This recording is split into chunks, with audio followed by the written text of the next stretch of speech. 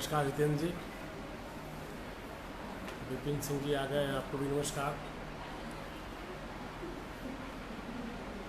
आवाज़ आ रही है ना? आवाज़ देखिए, अगर आवाज़ गड़बड़ हो तो थोड़ा सा एक कमेंट करिएगा, क्योंकि थोड़ा इस मोबाइल में प्रॉब्लम है कि आवाज़ जो उतनी अच्छी नहीं आती है।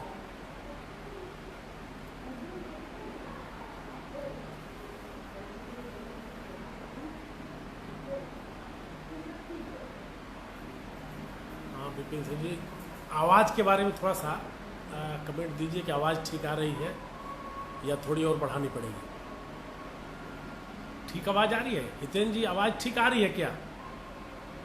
अगर आवाज़ ठीक आ रही होगी तो हाँ या कुछ लिख देंगे तो मैं समझ जाऊंगा कि हाँ ठीक आ रही है। बहुत बहुत धन्यवाद। जितेंद्र जी आ गया। राष्ट्रवादी लेखक संघ के पेज से आज हम चर्चा करेंगे हिंदी भाषा और भारतीय भाषाओं के संबंधों को लेकर। बंधुओं, इस समय भाषा को लेकर के काफी चर्चा हो रही है, और खास करके जब कभी भी देश में सरकार कोई भारतीय भाषाओं को लेकर के फैसले लेती है, कोई कोशिश करती है काम अच्छा करने की, तो देश में राजनीति गर्म हो जाती है। और यह एक इस देश का दुर्भाग्य है। यह एक इस देश का दुर्भाग्य है कि हिंदी भाषा को लेकर के जब भी चर्चा होने शुरू हो जाती है तो एक ऐसा बौद्धिक वर्ग है जो भारत की एकता को, भारत की अखंडता पर चोट पहुंचाने की कोशिश करता है। आज का जो मेरा ये पूरा वक्तव्य है, उसके मूल में कहीं न कहीं से वही विषय है।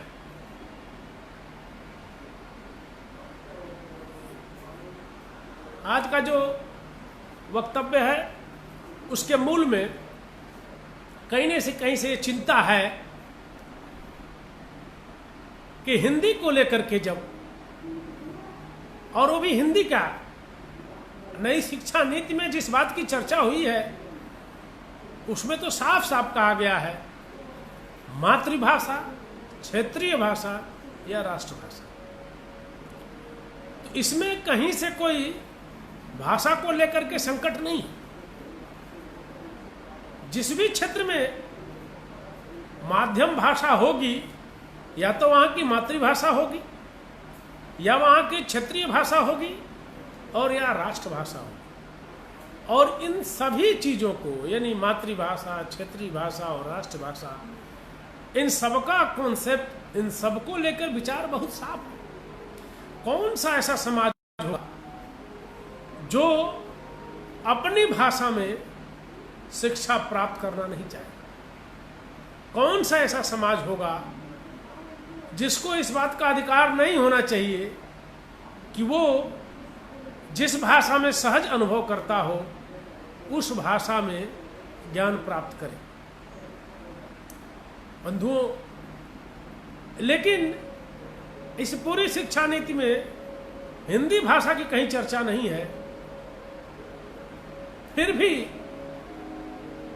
भाषाओं को लेकर एक भ्रम फैलाया जा रहा है, और वो भ्रम कैसे आ रहा है आप देख रहे होंगे कि दक्षिण भारत से आवाज उठवाने की कोशिश की जा रही है कि यह सरकार की नीति बनने जा रही है कि वो उन भाषाओं के स्थान पर हिंदी को माध्यम बनाने जा रहे हैं। बंधुओं, कोई भी शिक्षा शास्त्री, कोई भी चिंतक, कोई भी बुद्धिजीवी ये कतई स्वीकार नहीं कर सकता सैद्धांतिक रूप से या व्यवहारिक रूप से कि हम अपनी शिक्षा किसी दूसरे राष्ट्रभाषा, किसी दूसरे देश की भाषा में ग्रहण करें।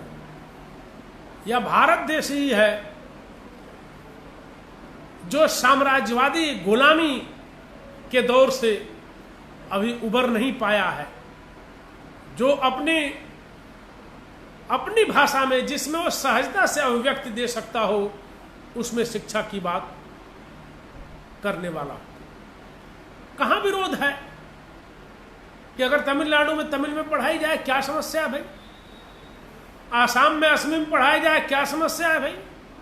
समस्या नहीं। मैं तो उदाहरण दे करके बताऊंगा कि एक मेरे मित्र हैं जो असम से आते हैं, शिक्षा शास्त्र के प्रोफेसर भी हैं।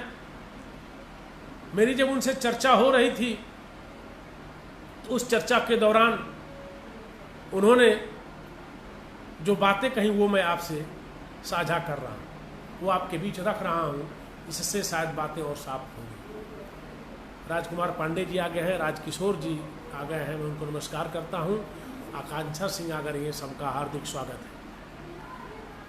बंधुओं, जो उस मेरे मित्र ने, पुलक देवनाथ नाम है उनका, प्रोफेसर पुलक देवनाथ, शिक्षा शास्त्र के प्रोफेसर हैं, उनसे जब बात हो रही तो मैंने उनसे पूछा कि आपने जो शिक्षा प्राप्त की उसका माध्यम क्या था?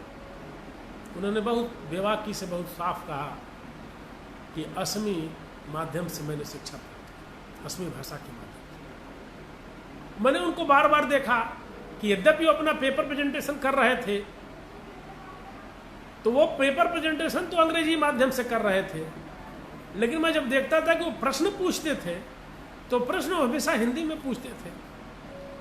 तो मेरी सहज जिज्ञासा थी, मैंने सहज जिज्ञासा में ये बात उनसे पूछी, ये बताइए अगर आपको अंग्रेजी के वनस्पति, अंग्रेजी के वृक्ष, अंग्रेजी के प्रतिकूल अगर आपको हिंदी माध्यम से अगर अध्ययन कराया गया होता या हिंदी माध्यम में आपको अध्ययन करने की सुविधा मिली होती तो आप क्या करते हैं?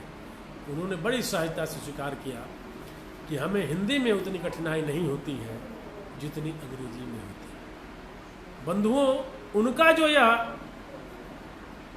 उक्ति, उनका जो स्वीकारोक्ति थी, वो हम सब के लिए एक साफ संदेश है कि कोई भी देश अगर किसी विदेशी भाषा में अपने शिक्षा देता है, कोई भी देश अपने शिक्षा का माध्यम यदि किसी विदेशी भाषा को रखता है तो वो देश अपने पैरों पर बड़ी मुश्किल से खड़ा हो सकता है। उस देश की संस्कृति की रक्षा मुश्किल हो जाएगी, उस देश के समाज को एक रख पाना कठिनाईपूर्ण हो जाएगा। अब हम थोड़ा सा विषय को और खोलते हैं तो थोड़ा बात और समझ में आएगी। जब हम भारतीय भाषा कहते हैं, एक प्रश्न भी हो सकता है सबके मन में उठ रहा हो, क्योंकि मेरे मन में भी प्रश्न उठा कि हिंदी भाषा के समानांतर हम भारतीय भाषाओं को क्यों रखें? तो यह जो विषय रखा गया हिंदी भाषा और भारतीय भाषाएं, तो इसका कतई ये मतलब नहीं है कि हिंदी भारतीय भाषाओं में शामिल नहीं है। इस विषय को रखने के पीछे कहीं न कहीं से सोच है कि क्यों हिंदी भाषा का नाम आते ही देश में कुछ नकारात्मक तत्व खड़े हो जाते हैं, जो इस बात का दावा करने लगते हैं कि नहीं, हमारे शिक्षा का माध्यम या तो हमारी मातृभाषा होगी और नहीं तो विदेशी भाषा। ये जो षड्यंत्र है, यह जो एक मानसिक दिवालियापन है, इसको समझने के लिए मैंने हिंदी भाषा को रखा है। क्योंकि जब माध्यम की बात होती है, जब शिक्षा के माध्यम की बात होती है, तो हमेशा भारतीय भाषाओं के सामने हिंदी भाषा को रख करके और विकल्प के रूप में जो विदेशी भाषा अंग्रेजी है उसको प्रस्तुत किया जाता है। जब इस नीति में साफ साफ कह दिया गया कि मातृभाषा, क्षेत्रीय भाषा, राष्ट्रभाषा, ये मातृभाषा कौन सी भाषा होगी, ये क्षेत्रीय भाषा कौन सी भाषा होगी? क्या सरकार तय करेगी क्षेत्रीय भाषा क्या है? क्या केंद्र बताएगा कि तमिलनाडु की क्षेत्रीय भाषा तेलुगु है कि मलयालम है? ये वहां की जनता तय करती है। ये जो राष्ट्रभाषा हम कहते हैं, राष्ट्रभाषा कोई केंद्र तय करता है क्या? राष्ट्रभाषा भी वहां की जो जनता है वो तय करती है। और इसीलिए संविधान में 8वीं अनुसूची में उन सभी उन भाषाओं का उल्लेख है जिन भाषाओं में लोग व्यवहार करते हैं, जिन भाषाओं में लोग जीते हैं, जिन भाषाओं में लोगों का जीवन चलता है, उस भाषा का उल्लेख संविधान 8वीं अनुसूची में उसका उल्लेख किया गया। बंधुओं, अब आप इस बात को थोड़ा सा समझने की कोशिश करें। हम कहते हैं कि तमिलनाडु में या केरल में जब वहां शिक्षा के माध्यम की बात होगी, भाषा की बात होगी, तो वहां पर मलयालम या तेलुगु या तमिल के स्थान पर हिंदी का राष्ट्रभाषा के नाम पर हिंदी को थोप करके और हिंदी पढ़ाया जाएगा। बंधुओं, आज का भी अनुभव है, मैंने भी ईश्वर की कृपा से मैंने भी दक्षिण भारतीय राज्यों का, उत्तर भारतीय राज्यों का, उत्तर पूर्व या पूरब के राज्यों का भ्रमण किया है। और इस भ्रमण में मैंने देखा है कि कोई भी ऐसा भाषाभाषी समुदाय ऐसा नहीं है जो पूरी तरह से किसी विदेशी भाषा को जानता है। जिस तमिलनाडु में विरोध होता है, उस तमिलनाडु की बात मैं कर रहा हूं आपसे, उस तमिलनाडु में भी सभी लोग अंग्रेजी जानते हैं, ये कोई नहीं कह सकता। तमिल तो जानते हैं सब, तो तमिल में वहां शिक्षा का माध्यम होगा, तमिल में सब कुछ पढ़ाई होगी, उच्च शिक्षा तमिल में होगी, इसमें कौन सी समस्या? लेकिन जो राजनीति करने वाले लोग हैं, उन लोगों ने इसको बिगाड़ रखा है।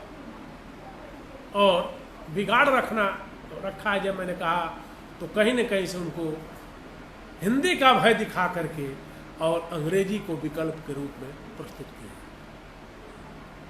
अब हम ये जो पूरी भारतीय भाषाओं का जो संदर्भ है, इस संदर्भ को लेते हुए मैं एक और जो महत्व की बात है वो मैं आप सबके बीच चर्चा करना चाहूँगा, उस पर मैं आपसे संवाद करना चाहूँगा। बंधु, जब हम हिंदी भाषा की बात करते हैं तो हिंदी भाषा का मतलब होता है कि वो भाषा जो भारत की समेकित संस्कृति को अभिव्यक्त कर सकती है। ये संविधान के अनुच्छेद 351 में इसका उल्लेख है। जब हम समेकित संस्कृति की अभिव्यक्ति के माध्यम के रूप में हिंदी भाषा की बात करते हैं तो यह कब संभव है? हिंदी भाषा अगर पूरे भारत की समेकित संस्कृति को अभिव्यक्त कर सकती है, यह तभी संभव है जब वो भारतीय भाषाओं के साथ उसका बड़ा ही अंतरंग संबंध हो, जब भारतीय भाषाओं के साथ उसका लेन देन का संबंध हो। और इस लेन देन का जो संबंध है, इससे बच करके हम हिंदी भाषा की कल्पना भी नहीं कर सकते। हिंदी भाषा के पूरे विकास को यदि आप देखें तो हिंदी भाषा का विकास ही हुआ है भिन्न भिन्न भाषाओं से, भिन्न भिन्न देशज समाजों, देशज शब्दों से हमने ग्रहण किया है। हमारा पूरा का पूरा जो शब्द भंडार है, आप उसका ही यदि अध्ययन करें तो उसमें हमने देशज भाषाओं से बहुत कुछ ग्रहण किया। हाँ, एक कमी जरूर रही है जिसकी तरफ आज मैं चर्चा करना चाहता हूं, जिसकी तरफ मैं आप सबका ध्यान भी खींचना चाहता हूं कि हिंदी भाषा ने सबसे अधिक ठीक है लिया है संस्कृत से लिया है। तदभव संसार से शब्दों को सबसे अधिक लिया। लेकिन यदि आगत शब्दों को देखें, यानी दूसरी भाषाओं से यदि आप जोड़ें, तो उस दृष्टि से यह कहते हुए कष्ट की अनुभूति होती है कि हमने दूसरे देशों यानी जो विदेशी भाषाएं हैं उनसे तो अधिक ग्रहण किया, विदेशी भाषाओं से अधिक ग्रहण किया, मतलब आप बहुत साफ है। हमने अरबी फारसी से बहुत अधिक शब्द लिए, हमने अंग्रेजी से बहुत अधिक शब्द लिए, हमने तुर्की से बहुत अधिक शब्द लिए, हमने पुर्तगाली, फ्रेंच, तमाम विदेशी भाषाएं हैं, इनसे तो हम लोगों ने शब्दों को ग्रहण किया। लेकिन हमने जो भारतीय भाषा कम मात्रा में, जिस मात्रा में हमको इन भाषाओं से शब्दों को ग्रहण करना चाहिए था, उसको ग्रहण नहीं किया। और अगर हम मान लें कि हमने गुलामी के दौर में, यानी जब हम गुलाम थे, 1000 वर्षों में हमें इसका अवसर नहीं मिला कि हम भारतीय भाषाओं से शब्दों को ग्रहण कर सकें। लेकिन जब 1947 में हम आज़ाद हो गए, तो फिर हमें कौन रोक रहा है? तो फिर हमें क्यों नहीं इसका अवसर मिला? यह एक बड़ा प्रश्न चिन्ह है। और यह बड़ा प्रश्न चिन्ह इसलिए उठ रहा है क्योंकि मित्रपाल भाई आ गए, उनको भी नमस्कार, व्यास नारायण जी हैं, सबको नमस्कार, स्वागत। तो जब आज़ादी के बाद से हमने भारतीय भाषाओं को जो महत्व देना चाहिए था, हमने वो नहीं दिया। यद्यपि कि हमारे जो सांस्कृतिक अधिष्ठाता थे, जिन लोगों ने हमारे सांस्कृतिक पृष्ठभूमि की रचना की, उन लोगों ने इन भाषाओं को निश्चित तौर से महत्व दिया। और यही कारण है कि आप देखें तो जितने भी हमारे सांस्कृतिक अधिष्ठान हैं, उसमें हम पाते हैं कि तमाम भारतीय भाषाओं का ज्ञान उन लोगों को है, उन लोगों को रहा है। लेकिन जो आम जनता होती है, जो आम भाषा भाषी होता है, वो जिस शिक्षा व्यवस्था से जुड़ता है वहां से अधिक ग्रहण करता है। बंधुओं, अब तक जो शिक्षा नीति रही है, आप सबने इसको अनुभव किया। मैं तो कई बार कहता हूं कि हम तब तक राष्ट्रभक्त कहलाने के अधिकारी नहीं हैं जब तक हम अपने इस संपूर्ण राष्ट्र को न समझ लें। इस संपूर्ण राष्ट्र को न समझने, इसका मतलब ही बहुत साफ है कि हमको पता न हो जब तक कि हमारा जो भारत है, इस भारत में कौन सी भाषा बोली जाती है, कहाँ बोली जाती है, जब तक इन सारी चीज़ों का हमको संज्ञान न हो जाए, तब तक हम नहीं कह सकते, हम दावा नहीं कर सकते। हमारे राष्ट्रभक्ति पर कोई संदेह नहीं है, लेकिन एक राष्ट्रीय व्यक्तित्व का निर्माण हमारा जब तक नहीं हो जाता, तब तक हमारी जो सोच है, जो हमारी संकीर्णता है, वो नष्ट नहीं है। हमारी सोच का जब तक विकास नहीं होगा, हमारा दायरा जब तक नहीं बढ़ा होगा। अब इसके कारण से बहुत सारे भेद समाज में सिर्फ भाषा के नाते खड़े किए जाते हैं। सिर्फ भाषाभाषी समूहों के लिए तमाम तरह की शब्दावलियां गढ़ी जाती हैं। और आपने देखा होगा, हमारा जीवन जिसमें चलता है, जो हमारे जीवन का अभिन्न हिस्सा है, जिसको लोकोक्तियां, मुहावरे, कहावतें कहते हैं, आप देखेंगे इन कहावतों में भी ये सारी चीजें हमें देखने को मिलती हैं। कहावतों में भी ये जो विषमता है, जो भेदभाव देखने को मिलता है।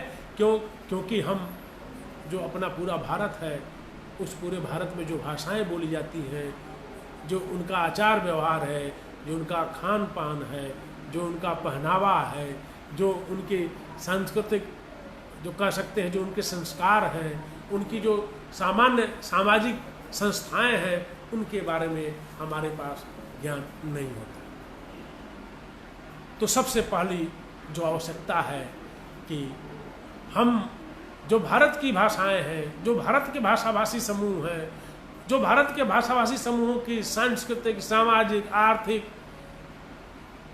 जो उनकी गतिविधियां हैं उनके बारे में कैसे जानकारी। बंधुओं, मुझे बड़ी प्रसन्नता हो, मैं इस पर और भी चर्चा करना चाहता था कि जब मैंने देखा कि इस नई शिक्षा नीति में त्रिभाषा फार्मूला को फिर से लाने की चर्चा हो, और जब ये त्रिभाषा फार्मूला आता है तो निश्चित तौर से यह जो भारतीय भाषाओं के प्रति हमारी जो अज्ञानता है, ये जो भारत का के प्रति अखिल भारतीय जो स्वरूप है हमारे चिंतन का, वो निश्चित तौर से उसको कह सकते हैं मजबूती प्रदान होती है।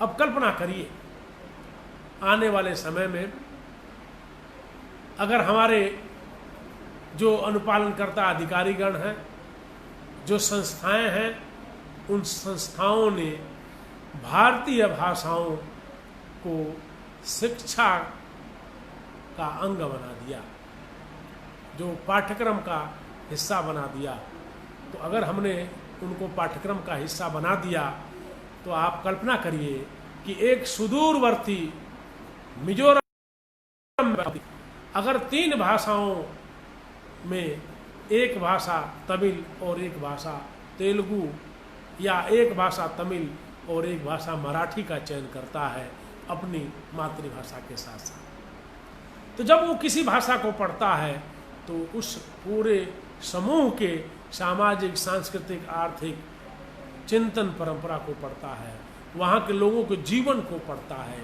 और जब इन सारी चीज़ों को पढ़ता है तो उसका जो व्यक्तित्व है वो अखिल भारतीय स्वरूप ग्रहण कर लेता है। फिर उसके अंदर उन भाषाभाषी समूहों के प्रति किसी नकारात्मक भाव के लिए जगह ही नहीं बचती। तो बंधुओं, जब हम भारतीय भाषाओं के संदर्भ में मातृभाषा को, राष्ट्रभाषा को और राजभाषा को देखने की जब हम कोशिश करते हैं, जब इनको समझने की हम कोशिश करते हैं, तब निश्चित तौर से यह एक महत्वपूर्ण कार्य होता है। और जब हम हिंदी भाषा को भारतीय भाषाओं के साथ जोड़ते हैं तो मुझे लगता है अगर ये प्रक्रिया 10 साल तक सिर्फ चली तो आप पाएंगे कि हिंदी भाषा में भारत की भाषाओं तमिल, तेलुगु, मलयालम, कन्नड़, कोंकणी, मराठी, उड़िया, असमी, बांग्ला और उत्तर भारत की जो भाषाएं हैं, पंजाबी, तमाम जो भाषाएं हैं, डोगरी, तमाम जो भारतीय भाषाएं हैं, उन भारतीय भाषाओं के शब्द ही नहीं आएंगे हिंदी में। मैं तो कहता हूं कि उन भारतीय भाषाओं की तमाम भाषिक संरचनाएं भी हिंदी में आएंगी, और उसके बाद जो हिंदी भाषा का स्वरूप खड़ा होगा वो निश्चित तौर से अखिल भारतीय होगा। उसके बाद जो हिंदी भाषा का स्वरूप खड़ा होगा वही वो रूप होगा जिसको आप कह सकते हैं कि वो हमारी समेकित संस्कृति को व्यक्त कर पाएगी। बिना भारतीय भाषाओं से ग्रहण किए हुए मैं तो कहता हूं कि हिंदी भाषा को, भारतीय भाषाओं को उतना देने की जरूरत नहीं है जितना भारतीय भाषाओं से हिंदी भाषा को लेने की जरूरत है। आज समय है, आज ये समय की मांग। स्वतंत्रता आंदोलन को देखें तो आप पाएंगे कि स्वतंत्रता आंदोलन के जितने भी नेता थे उसमें जो हिंदी भाषी क्षेत्र से बाहर के थे उन सब ने हिंदी को महत्व दिया। क्यों?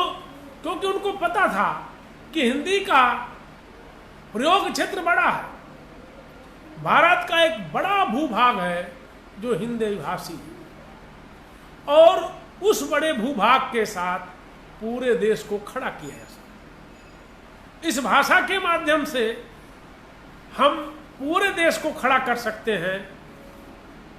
लेकिन जब वो राष्ट्रभाषा की बात करते हैं तो मैंने जो अब तक समझा है, ये कतई उनकी मानसिकता नहीं थी, ये कतई उनके सोच में नहीं था कि जो भारतीय भाषाएं हैं उन भारतीय भाषाओं को हटा करके उनके स्थान पर हिंदी भाषा को स्थापित किया। ये जो भारतीय भाषाएं हैं ये हिंदी भाषा से कम महत्व की नहीं है। ये भाषाएं अपने समूह अपने भाषाभाषी प्रयोग के क्षेत्र में और मजबूती से तब स्थापित हो पाएंगी जब वो अपने आसपास की भाषाओं से, और मैं तो कहता हूं, मेरा तेलुगु में, कन्नड़ में, मलयालम का बहुत अध्ययन नहीं, लेकिन मैं दावे से कह सकता हूं, भाषा के अध्येता होने के नाते मैं दावे से कह सकता हूं कि इन भाषाओं में जितना लेन देन अधिक,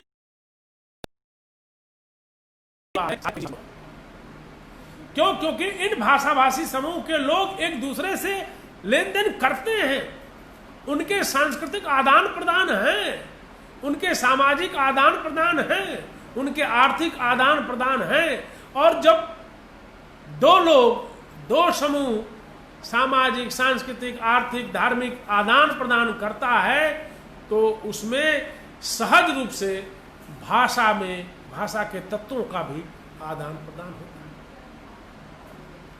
और इस आदान प्रदान से एक भाषा मजबूत नहीं होती, कोई एक भाषा ही समृद्ध नहीं होती है। होती हैं वो सभी भाषाएं संपन्न होती हैं, समृद्ध होती हैं, जो लेन देन करती हैं, क्योंकि इस लेन देन की प्रक्रिया से भाषा की अभिव्यक्ति का जो क्षमता है वो बढ़ जाती है।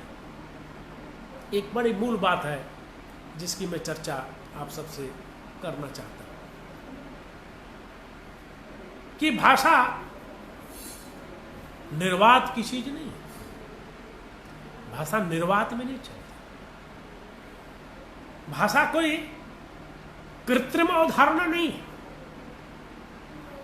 भाषा निर्जीवों में नहीं चलती। भाषा आइसोलेशन में नहीं चलती। बिलगांव में भाषा नहीं विकसित होती। भाषा जो है वो समग्रता में चलती है। भाषा विस्तार में चलती है, एकांतता की ओर नहीं जाती है। भाषा का आयाम बहुआयामी होता है, एकांगी भाषा नहीं चलती। और कोई भी भाषा ऐसी नहीं होगी जो लेन देन न करती। क्यों? क्योंकि भाषा का विकास ही लेन देन से शुरू है। आप यदि देखें हिंदी भाषा को, तमिल, तेलुगु, किसी भाषा को, तो आप पाएंगे कि उसका जो व्यवहार क्षेत्र है, उसका जो प्रयोग का क्षेत्र है वो विस्तृत है। तो उसके स्थानीय तमाम तरह के भेद हैं। जो शब्द, जो व्यवहार राजस्थान में होता है वही व्यवहार बिहार में नहीं हो। जो हरियाणा में होता है वही व्यवहार छत्तीसगढ़ी में नहीं हो। यानी इनके आपसी भेद हैं, लेकिन इन सारे भेदों के बाद आप पाएंगे कि भाषा एक अपना स्वरूप ग्रहण करती है। और कई बार इसको कह सकते हैं कि वो भाषा धीरे धीरे विकसित होकर के एक ऊंचाई पर पहुंचती है, जिससे उसमें गहन और सूक्ष्म विचारों को व्यक्त करने की क्षमता आती है। और ये जो हमारी अनुभूतियाँ होती है, एक और बहुत महत्वपूर्ण विषय आपके सामने मैं रखूँगा कि हमारे भाषा का मूल काम है क्या? भाषा की जरूरत क्यों पड़ती है? तो भाषा की जरूरत पड़ती है हमें अपनी अनुभूति की अभिव्यक्ति के लिए। अगर हमारी अनुभूति को भाषा अभिव्यक्त करती है तो ये मान के चलिए कि वो भाषा है। अगर हमारी अनुभूति को व्यक्त करने की क्षमता भाषा में नहीं है तो फिर भाषा नहीं है। अगर कोई भाषा हमारे वर्तमान को व्यक्त करने में अक्षम है तो उसी को हम कहते हैं डेड लैंग्वेज कहते हैं। भाषा का सहज स्वभाव होता है जीवंतता। भाषा जीवित होती है और रोज रोज परिवर्तनशील होती है। क्यों?